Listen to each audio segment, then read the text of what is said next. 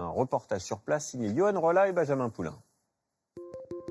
C'est une petite armée de cyborgs que l'on croise chaque jour sans même s'en rendre compte dans les rues de Stockholm.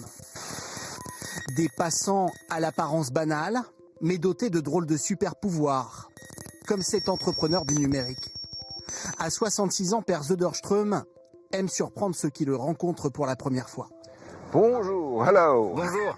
Comment allez-vous? Très bien.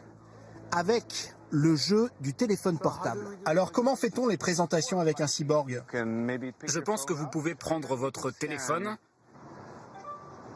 et vous me scannez là, voilà.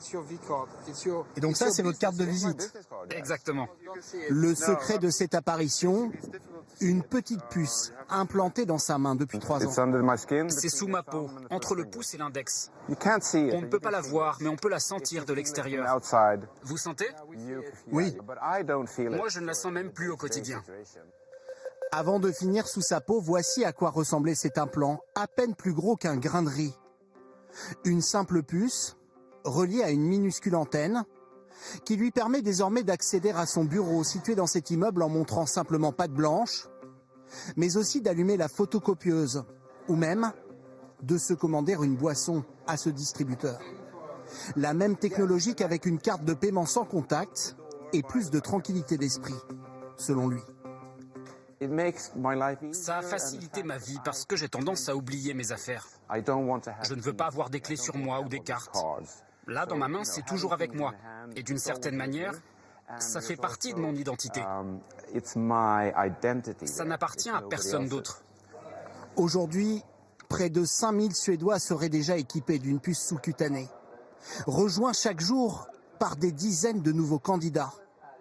Comme sur ce salon de l'électronique grand public, sur le stand de cet ancien tatoueur, désormais reconverti dans la pose d'implants numériques.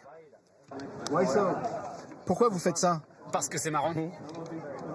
Vous allez en faire quoi? Oh, on va voir. Je crois que je mettrai des liens internet dessus. Un coffre-fort numérique vendu 130 € par personne. C'est le stockage le plus fiable. Ça ne communique sur aucun réseau, ça ne dit pas où vous êtes, et ça ne transmet que ce que vous avez programmé. Face à un tel engouement, même la compagnie ferroviaire nationale a dû revoir son logiciel. Depuis 2 ans, tous les voyageurs suédois peuvent utiliser leur puce pour s'identifier à bord de ces trains.